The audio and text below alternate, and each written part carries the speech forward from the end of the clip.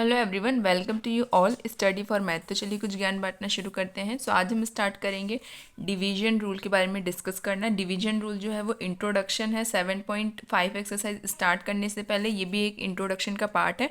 इससे पहले मैंने फॉर्मूले का पार्ट कंप्लीट कराया है और साथ ही साथ में आपको एक एग्जाम्पल के साथ उस फॉर्मूले को किस तरीके से यूज़ करा जाता है वो मैंने वहाँ पे सिखा दिया है। नेक्स्ट पार्ट जो है वो है हमारा डिवीजन रूल। इसके बाद हमारी एक्सरसाइज 7.5 स्टार्ट होगी।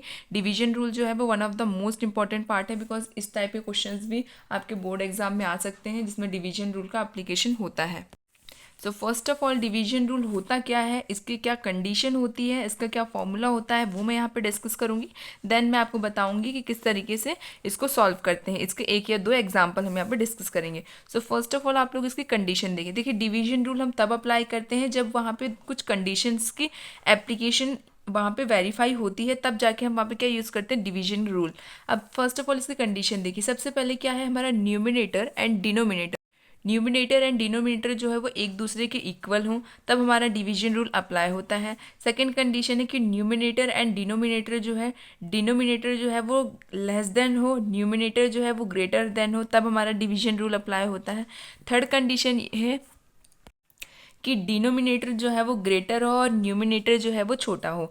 ये तीन कंडीशन जब भी होती हैं तो हमारा डिवीजन रूल जो है वो अप्लाई होता है। अब कंडीशन किस तरीके से होती है हम देखते हैं उसकी डिग्री से, कि अपर साइड की डिग्री और डाउन साइड की जो डिग्री, मतलब न्यूमिनेटर एंड डिनोमिनेटर की जो डिग्रीज हैं, या तो वो सिमिलर हो, या तो न्यूमिनेटर ग्रेटर हो, या तो डिनोमिनेटर ग्रेटर हो। इन तीन कंडीशंस में हमारा डिवीजन रूल अप्लाई होता है। ठीक है, एन और डी को क्या बोलते हैं वो मैंने यहाँ पे लिख रखा है, न्यूमिनेटर एंड डिनोमिनेटर। यहाँ तक किसी कोई तकलीफ नहीं है। अब देखिए, अब इसका फॉर्मूला पढ़ते हैं जो कि बहुत इंपॉर्टेंट है।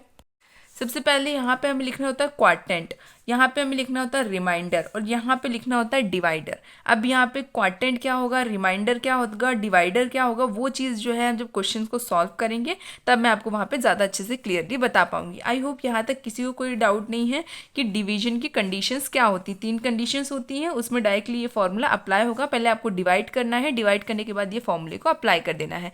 आई होप यहाँ तक किसी को कोई कन्फ्यूजन नहीं है।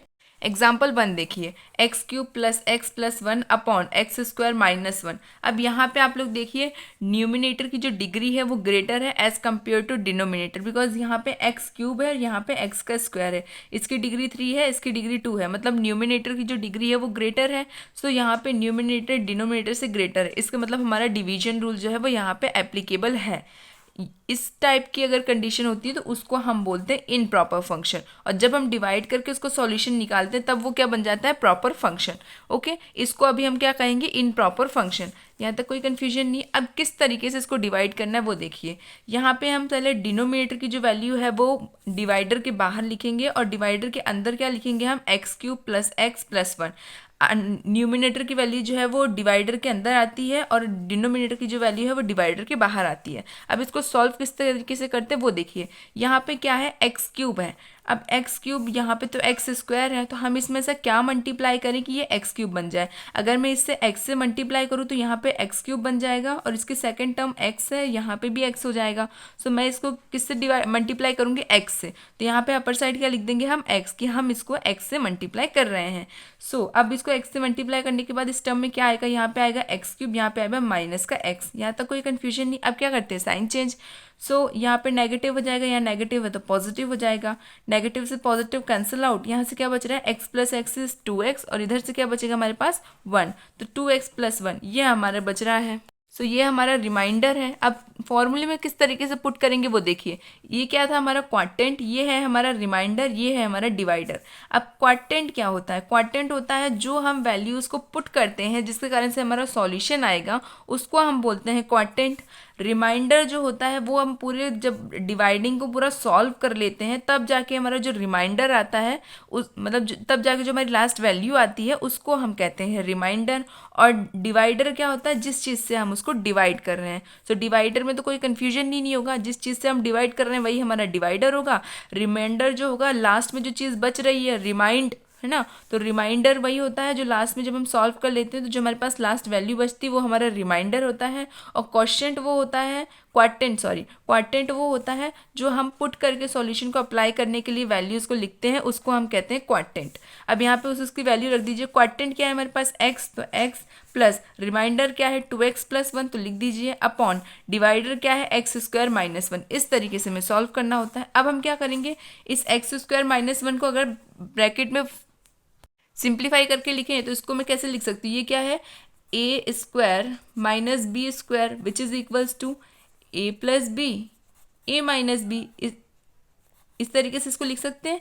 ये हमारा ए स्क्वायर है, ये बी स्क्वायर है, तो इसको किस तरीके से लिख सकते हैं, ए plus B A minus B. तो इसको ओपन करके लिख दीजिए इसके फॉर्मूले के अकॉर्डिंग। तो 2x plus 1 upon x minus 1 x plus 1। अब हम इसमें क्या लगा सकते हैं, पार्शियल फ्रैक्शन यहाँ पे अप्लाई कर सकते हैं और यहाँ पे तो डायरेक्टली इसका इंटीग्रेशन हो सकता है। तो यही जो सिंप्लीफिकेशन हमने किया है इस इनप्रॉपर फंक्शन में, जिसकी डिग्री जो है दोनों की डिफरेंट थी, ठीक है, और ये इनप्रॉपर फंक्शन था, इसको हमने एक प्रॉपर फंक्शन में अप्लाई कर दिया है, जिसके कारण से दोनों में डायरेक्टली इंटीग्रेशन हो सकता है। यहाँ पे हमारा पार्शियल फ्रैक्शन लग जाएगा, यहाँ पे डायरेक्टली इंटीग्रेशन हो जाएगा।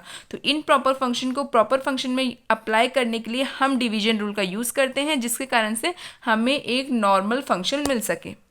सो सेकेंड एग्जाम्पल देखिए, integration of x plus 1 upon x cube minus x square minus x plus 1। अब इसकी डिग्री कितनी है, इसकी डिग्री 1 है, इसकी डिग्री 3 है। ग्रेटर डिग्री किसकी है, डिनोमिनेटर की, और न्यूमिनेटर की जो डिग्री है वो लेस देन है। इसका मतलब एक तो ये इनप्रॉपर फंक्शन है, डिवीजन रूल हमारा अप्लाई होगा, और कंडीशन क्या है, डिनोमिनेटर जो है वो ग्रेटर है न्यूमिनेटर से। यहाँ तक कोई कन्फ्यूजन नहीं है। अब हम क्या करेंगे, हमने इससे पहले वाले में क्या किया था, देखिए आप लोग, यहाँ पे क्या ग्रेटर था, न्यूमिनेटर ग्रेटर था, तो डिवाइडर के अंदर क्या आया था, न्यूमिनेटर, और डिवाइड किससे हुआ था, डिनोमिनेटर से।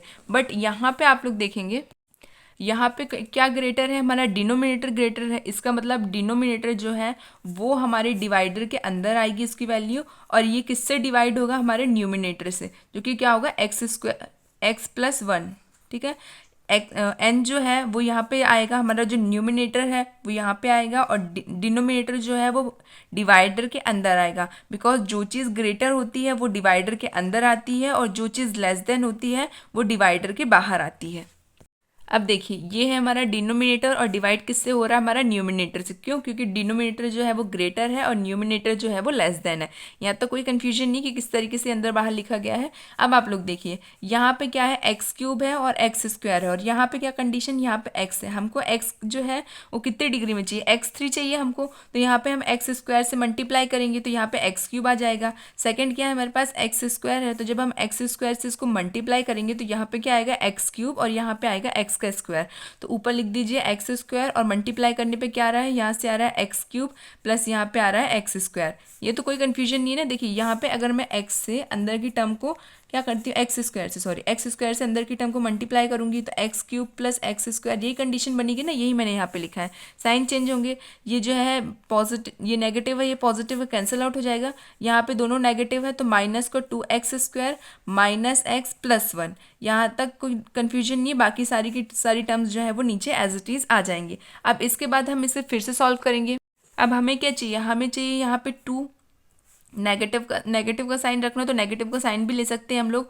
तो यहाँ पे क्या चाहिए, हमको 2 चाहिए और एक चाहिए एक्स स्क्वायर। यहाँ पे हमारे पास ऑलरेडी एक एक्स है, मतलब एक और एक्स से अगर हम इसको मल्टीप्लाई करते हैं तो ये एक्स स्क्वायर में चेंज हो जाएगा। बट हमें साथ ही साथ में क्या चाहिए, 2 भी चाहिए। तो यहाँ पे हम क्या कर देंगे, 2x माइनस को 2x से अंदर मल्टीप्लाई करेंगे, जिसके कारण से हमें नेगेटिव टर्म के साथ में पूरा का पूरा फंक्शन बिल्कुल सिमिलर मिलेगा अपर वाली टर्म से। तो यहाँ पे हम -2x से मल्टीप्लाई करेंगे, तो देखिए -2x एक्स प्लस 1, अब ब्रैकेट के अंदर मल्टीप्लाई करेंगे तो क्या आएगा, 2x का स्क्वायर -2x, यही आएगा। लिख दीजिए आप लोग -2x का स्क्वायर -2x, साइन चेंज करेंगे, ये पॉजिटिव ये नेगेटिव कैंसिल आउट हो जाएंगे। यहाँ पे देखिए, यहाँ पे -2x पॉजिटिव है, ये नेगेटिव है, 2 में से 1 जाएगा तो क्या बचेगा, 1।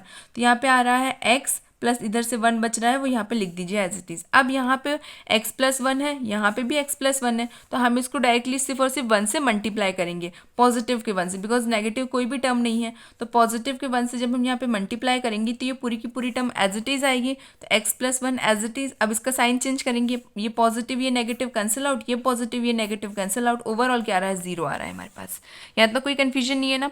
अब फॉर्मूला क्या है, क्वाटेंट, रिमाइंडर और डिवाइजर बोल दो या डिवाइडर बोल दो, एक ही चीज़ है, ठीक है।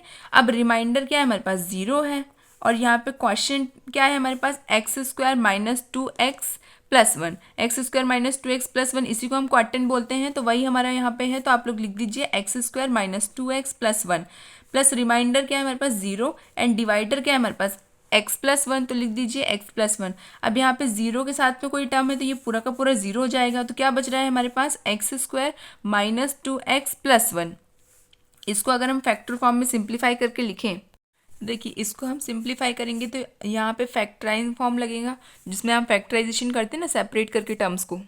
देखिए कैसे सॉल्व होगा ये, यहाँ पे इसको फैक्टर करेंगे, क्या होगा x² माइनस 2x को हम कैसे लिख सकते हैं x and x minus x+1, इस तरीके से इसको फैक्टर करके लिखेंगे, कोई दिक्कत नहीं है। अब यहाँ पे आप लोग देखिए क्या कॉमन आ रहा है, x कॉमन आ रहा है, तो x कॉमन लेंगे तो क्या बचेगा, यहाँ से बचेगा x, यहाँ से बचेगा -1। देन यहाँ पे क्या कुछ भी कॉमन नहीं है तो +1 x-1, ठीक है। यहाँ पे कुछ भी कॉमन नहीं है ना, तो हमने +1 को कॉमन मान लिया है, 1 कॉमन मान लिया है, मीन्स इसमें से हमने कॉमन माना है किसको, x को, और इधर साइड से हमने कॉमन माना है 1 को। अब ओवरऑल क्या आ रहा है, यहाँ से आएगा x-1 और इधर क्या बच रहा है x+1, ये दो टर्म्स आ रही है। वही यहाँ पे लिखा हुआ है x+1, ये स्क्वायर नहीं है, ओके। यहाँ पे है x+1 x-1, ये हमारा फाइनल फॉर्म आ रहा है, एक x+1 x-1। जब इसको फैक्टर करेंगे तब जाके ये हमारा प्रॉपर फंक्शन बन के आएगा। आई होप यहाँ तक किसी को कोई कन्फ्यूजन नहीं है, अब आप लोगों को समझ में आ गया होगा। Thank you so much for watching my video, keep watching, keep sharing, thank you.